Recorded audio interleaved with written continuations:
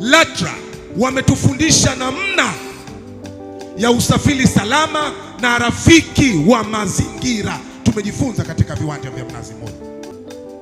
Lakini mheshimiwa, kupitia app ya LATRA tumejifunza kwamba ile hofu ya kujua ndugu yako yuko wapi, amefika wapi sasa hivi, gari hilo liko wapi.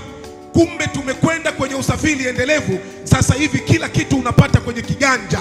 Tumejifunza kupitia maonyesho haya. Huna haja ya kumpigia kondakta kumuuliza abiria wangu yuko wapi. Kila kitu kipo kwenye kiganja.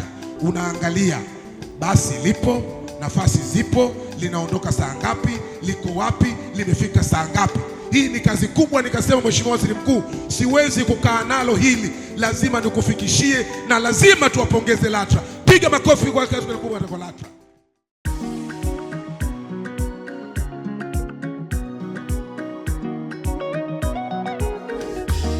Mamlaka ya udhibiti usafiri ardhini LATRA, pamoja kwa usafiri bora LATRA, pamoja kwa usafiri bora LATRA. Mamlaka ya udhibiti usafiri ardhini LATRA ni taasisi ya umma. Ni wiki ya mazingira duniani ambapo mamlaka ya udhibiti usafiri ardhini LATRA kama ilivyoada inashiriki katika maadhimisho ya maonesho ya wiki hii, ambapo kitaifa, mtazamaji, hapa nchini Tanzania inafanyika katika kituo cha mikutano cha Jakaya Kikwete kilichopo hapa jijini Dodoma kuanzia Juni 1 hadi 5 mwaka huu 2026. Mimi ni Binti Jumbe, ungana nami mwanzo hadi mwisho kufahamu kile kitu kizuri kabisa kinachohusiana na masuala haya ya mazingira kinachokujia hapa jijini Dodoma. Karibu.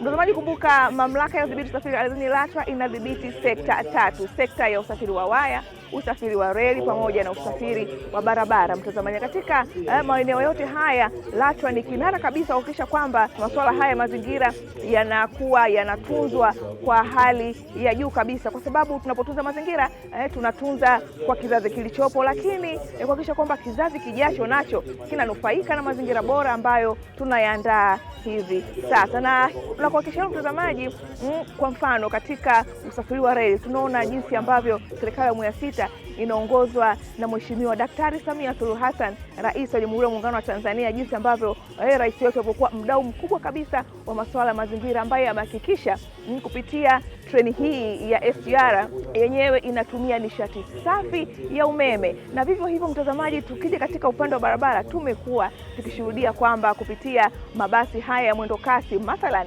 mabasi haya ya kampuni ya Moffat, tumeona na kushuhudia kabisa kwamba mabasi haya nayo yamekuwa kinara ama yako mstari wa mbele kuhakikisha kwamba inatumia nishati safi na rafiki kwa mazingira. Mtazamaji, kauli mbiu ya maadhimisho ya mwaka huu ni Dira 2050, tuwajibike kukijanisha Tanzania. Na katika maonesho haya mtazamaji, banda la LATRA lilitembelewa na Mheshimiwa Ruben Kagilwa, mbunge na naibu waziri ofisi ya makamu wa rais, muungano na mazingira, ambapo Mheshimiwa Kagilwa amesema huu ni wakati mwafaka wa kuwapa kipaumbele watu wa huduma ambao wanatekeleza masuala haya ya mazingira, hususan kuhakikisha kwamba vyombo vyao vinatumia nishati safi na rafiki kwa mazingira. LATRA hii ni mamlaka ambayo ina jukumu kubwa sana la kudhibiti usafiri wa ardhini, yaani usafiri kwa njia ya barabara, usafiri kwa njia ya reli na usafiri kwa njia ya waya.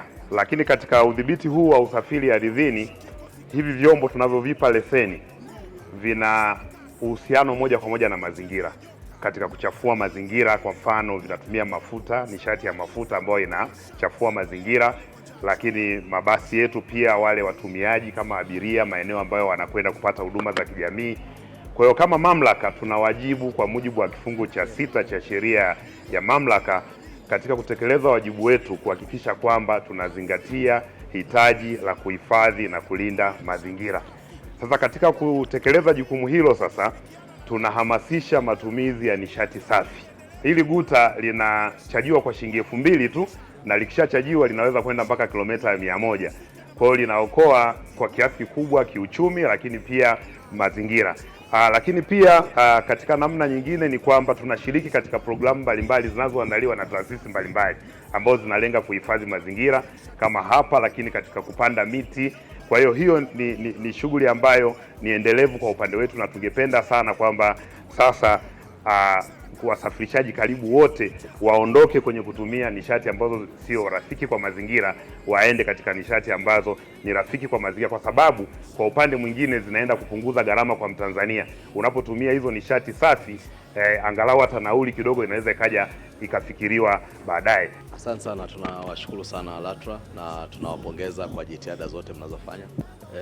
Mheshimiwa Naibu Katibu Mkuu, haya ndo masuala ambayo tunatakiwa tuaddress kwenye sheria yetu mpya tunaokwenda kuipeleka bungeni mnamo mwezi wa 9, kwa sababu hapa hapana incentive yoyote itakaofanya Watanzania actors kwenye uchumi wakimbilie vyombo vya usafiri vinavyotunza mazingira kama hakuna incentives upande wetu wa serikali. Lazima ionekane tofauti kati ya mtu anayejaribu kuilinda Tanzania kwa ajili ya kesho na yule anayefanya shughuli zake huku anayaumiza mazingira. Kwa hiyo tulitaraji kama kuna tozo yoyote ama kwenye usajili au kwenye adhabu, kwenye kutoa leseni, mtu ambaye anakuwa anatumia vyombo ambavyo ni rafiki kwa mazingira anatakiwa awe na incentive hiyo kupitia tozo hiyo.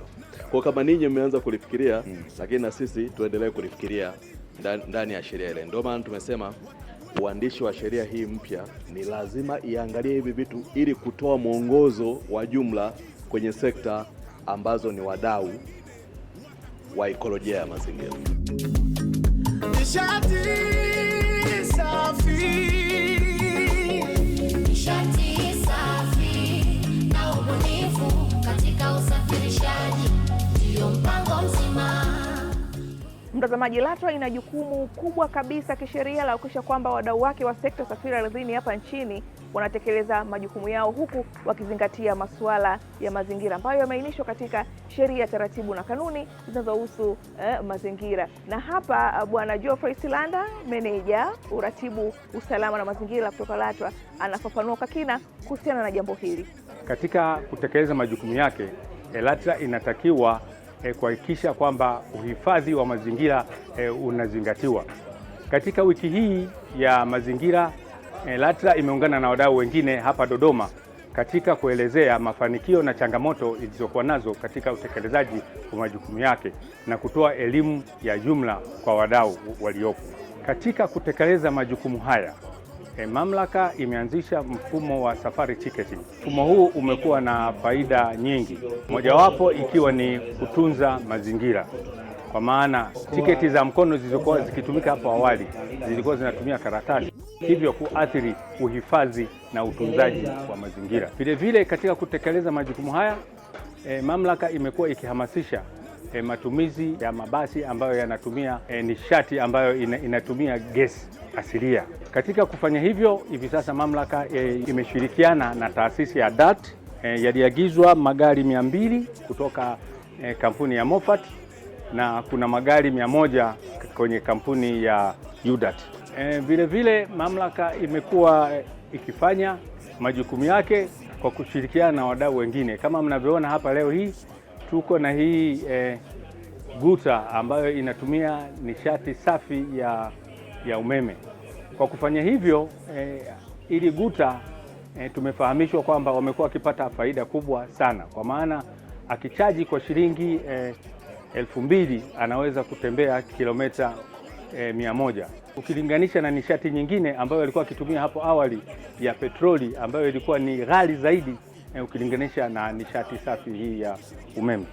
Kwa kifupi niseme kwamba LATRA itaendelea kushirikiana na wadau wengine na taifa kwa ujumla katika kudumisha kauli mbiu ya mwaka huu inayosema dira 2050 tuwajibike kukijianisha Tanzania. nishati safi, Nishati safi na ubunifu katika usafirishaji ndio mpango mzima.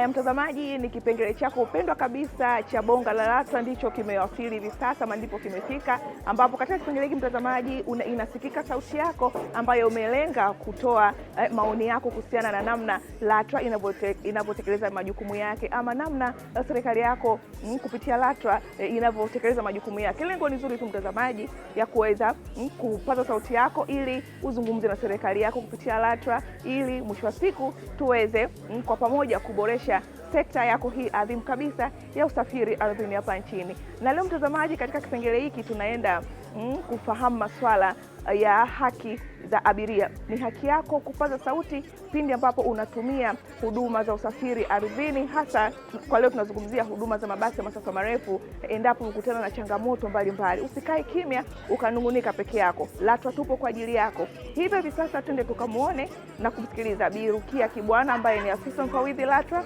kituo cha mabasi Magufuli jijini Dar es Salaam, ambaye hapa anaelezea utaratibu wa kufuata endapo utakutana na changamoto pindi unapotumia huduma za mabasi ya masafa marefu hapa nchini.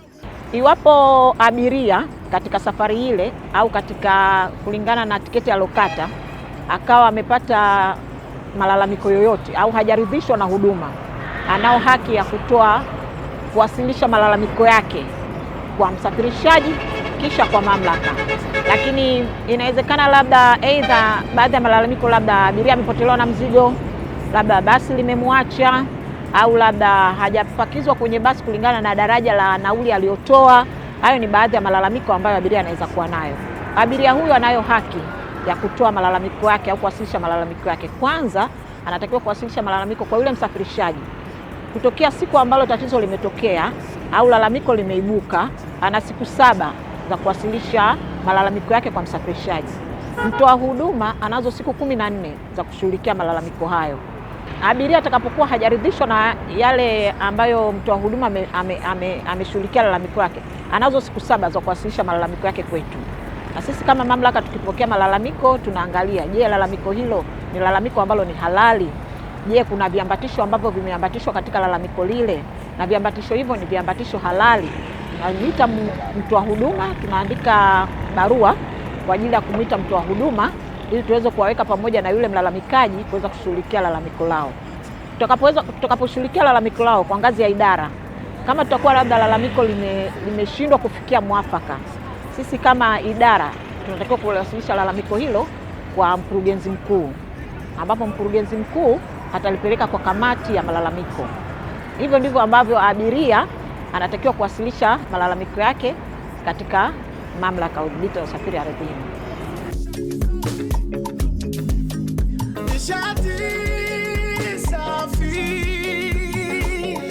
Nishati safi na ubunifu katika usafirishaji ndio mpango mzima.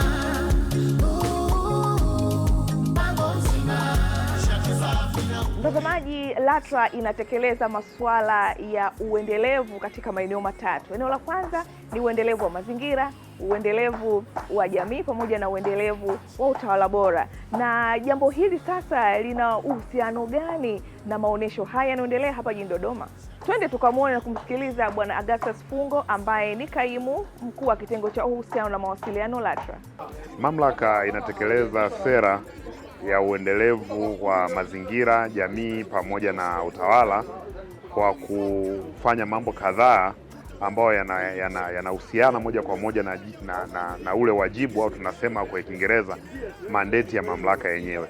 Lakini kabla ya kuzungumzia sera ya uendelevu wa mazingira, jamii pamoja na usimamizi, labda tu niseme dhana hii maana yake nini. Kimsingi dhana hii ya ESG tunaita inapima ni namna gani mamlaka au taasisi inaweza kushughulika na masuala ya mazingira au masuala yanayotokana na athari za uharibifu wa mazingira au tabia nchi katika ile taasisi, lakini pia inavyoshughulika na masuala ya kijamii ambayo yanagusa moja kwa moja jamii husika, lakini na namna gani ambavyo hiyo mamlaka inaendeleza masuala mazima ya utawala bora ili kuleta matokeo chanya katika utekelezaji wa shughuli za kila siku. Sasa katika sehemu ya mazingira, kwanza tuelewe kabisa kwamba mamlaka hii ina jukumu la kisheria la kutekeleza au kulinda na kutunza mazingira, na ukiangalia kifungu cha 6 cha sheria yetu ya mamlaka sura ya 413 inaipa mamlaka wajibu wa kuhakikisha kwamba inapotenda kazi zake za kila siku ihakikishe kwamba inazingatia haja au uhitaji wa kuhifadhi na kulinda mazingira. Sasa hilo linaendana moja kwa moja na sera yetu ambayo tunaita ESG. Sasa katika siku hii tunaadhimisha siku ya mazingira hapa jijini Dodoma. Utakuta kwamba siku ya mazingira ambayo inalenga kukijanisha Tanzania inaendana moja kwa moja na wajibu wa mamlaka katika kulinda na kutetea mazingira. Kivipi? Tumeona moja kwa moja kwamba sheria inatupa wajibu kwa mujibu wa kifungu cha 6, lakini tunaona kabisa huku tuna sera ya uendelevu wa mazingira pamoja na jamii pamoja na usimamizi wa upande wa masuala ya kiutawala. Sasa kiupande wa mazingira tayari mamlaka ya udhibiti usafiri ardhini LATRA ina mifumo kadhaa ambayo inalenga kupunguza athari za vyombo ambavyo tunavisimamia kwenye mazingira. Kwa mfano, tuna eneo la kwanza ambapo tumeweka mfumo wa tiketi mtandao, ambapo katika mfumo wa tiketi mtandao unaona kabisa kwamba sasa abiria anaweza kupata tiketi bila kuenda kuprinti karatasi, kuenda kutumia karatasi ambalo mwisho wa siku ukienda katika stendi hizi kubwa kama Magufuli pale Dar es Salaam, ukienda Mwanza, takataka zinazokusanywa pale ambazo zilikuwa zinahusu makaratasi ni nyingi sana. Lakini eneo la ukataji wa leseni za magari, pia eneo hilo tumeenda kidigitali, ambapo sasa msafirishaji hahitaji kuwa na leseni ya karatasi. Mtazamaji, wadau waliomiminika katika banda hili la LATRA hapa jijini Dodoma kwenye maonyesho haya ya wiki ya mazingira yanayofanyika kuanzia Juni mosi hadi Juni 5 mwaka 2026 wana haya ya kusema mara baada ya kupatiwa elimu mahususi ya majukumu na kazi ya mamlaka hii ya udhibiti usafiri ardhini LATRA. Nimekuja leo kwenye maonyesho haya ya maadhimisho ya mazingira duniani.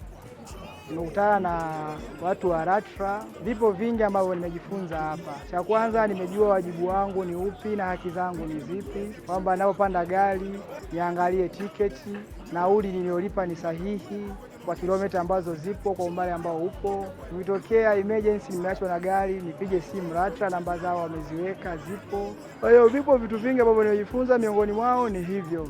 Nimepitia kwenye banda la LATRA. LATRA wao wanajihusisha na masuala ya usafirishaji na kucontrol usafiri wote wa ardhini. Vitu ambavyo nimejifunza hapa LATRA ni namna gani ambavyo LATRA wao wanachangia kwenye utunzaji wa mazingira, ni namna gani LATRA wao ambao wanachangia katika kuinfluence watu waweze kupractice namna ya kutunza mazingira na vitu vingine. Nilichojifunza si tu kucontrol tiketi au usafirishaji, bali hata kuna namna ambavyo mtu anatakiwa afanye akiwa nasafiri ili kuhakikisha mazingira yanakuwa safi bila kuacha athari yoyote. Kwa mfano, kuhifadhi taka ambapo wameprovide hivi dustbin ndani ya usafiri, ambapo msafiri anaweza akatumia dustbin hizo kuhifadhi takataka kuliko kutupa nje.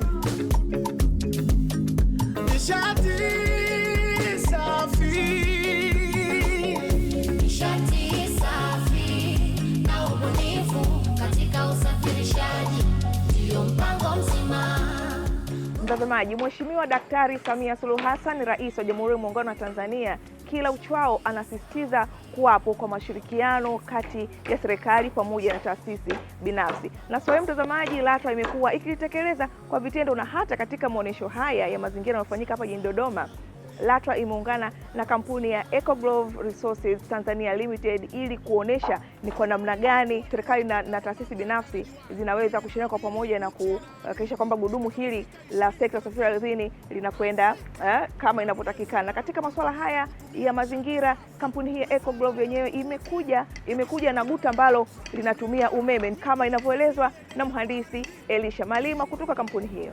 Ni guta ambayo inafanya kazi ya kubeba mizigo, ila ni guta ya kipekee kwa sababu inatumia nishati safi, na maanisha kwamba inatumia betri. Kwa hiyo ni guta ya umeme ambayo matumizi yake ni unachaji, then ile chaji unatumia kwa ajili ya kuiendesha. na for the single charge, yani kwa chaji moja unaweza ukaenda kuanzia kilomita 0 hadi 100. Guta hii imetengenezwa kwa mifumo mbalimbali. Mifumo yake mingi ni kama guta ya kawaida. Tofauti yake kubwa ni kwamba haitumii mafuta, inatumia betri. Kwa hiyo teknolojia ya betri ni teknolojia ambayo inatumia nishati safi, ina maana kwamba inatumia umeme, haihitaji mafuta au haihitaji gesi. Kwa hiyo kwa guta kama hii hapa, kwa mtu wa kawaida itamwokolea gharama, na pia katika kuokoa gharama tutaenda mbali zaidi kutunza mazingira. Kwa mfano, bajaji guta kama hii ukiichaji kwa shilingi 2,000 tu unaweza ukaenda kilomita 100. Nishati safi.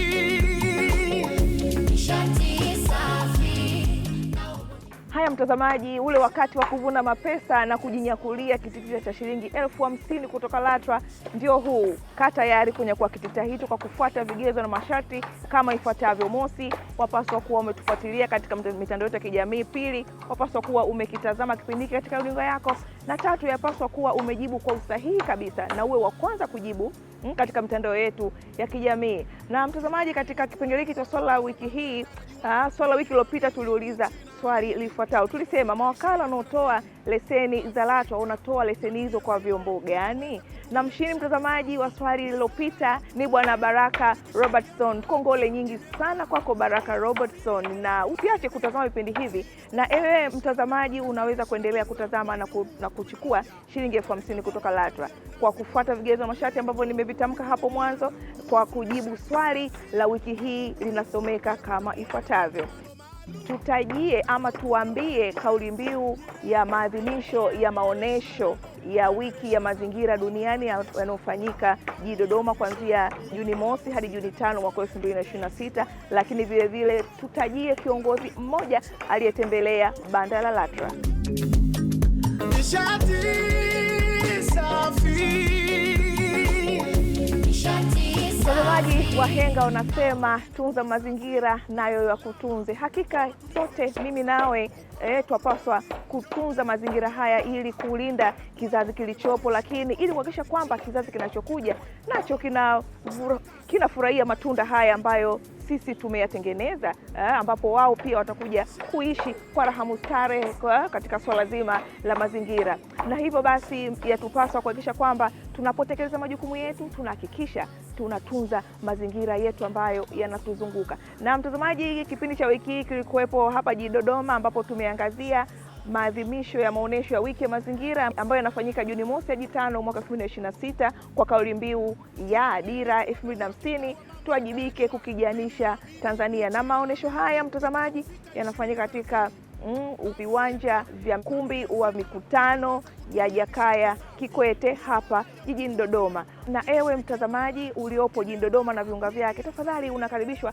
katika viwanja hivi na uje moja kwa moja katika banda la LATRA ili kuona namna gani LATRA inashiriki kikamilifu katika kutunza mazingira, kwa kuhakikisha kwamba vyombo vinavyodhibitiwa na LATRA vinatekeleza majukumu yao bila kuharibu mazingira. Kila kitu kwa sasa hivi kwa LATRA kipo katika mtandao, ndiyo ni mambo ya kidigiti. Nawe mtazamaji, tumia uwanja huu ama fursa hii ya uwepo wa teknolojia ya habari na mawasiliano ili kuweza kutunza mazingira. Mimi ni Binti Jumbe, hadi wakati mwingine. Ulikuwa nami katika kipindi hiki cha Usafiri na Maendeleo, lakini kumbuka mwisho wa kipindi hiki ndio maandalizi mengine murwa kabisa ya kipindi kijacho cha Usafiri na Maendeleo. Hadi wakati mwingine, nikutakie wakati mwema usiokuwa na bugudha. LATRA, pamoja kwa usafiri bora. Kwa heri kwa sasa. LATRA, pamoja kwa usafiri bora. LATRA, pamoja kwa usafiri bora. LATRA, mamlaka ya udhibiti usafiri ardhini. LATRA ni taasisi ya... Kama unaamini kama mimi kwamba nishati safi katika usafirishaji ndio mpango mzima, tunapiga kofi moja moja la kuunga mkono. LATRA wametufundisha namna ya usafiri salama na rafiki wa mazingira. Tumejifunza katika viwanja vya Mnazi Mmoja. Lakini mheshimiwa, kupitia app ya LATRA tumejifunza kwamba ile hofu ya kujua ndugu yako yuko wapi, amefika wapi sasa hivi, gari hilo liko wapi. Kumbe tumekwenda kwenye usafiri endelevu. Sasa hivi kila kitu unapata kwenye kiganja. Tumejifunza kupitia maonyesho haya. Huna haja ya kumpigia kondakta kumuuliza abiria wangu yuko wapi. Kila kitu kipo kwenye kiganja. Unaangalia basi lipo, nafasi zipo, linaondoka.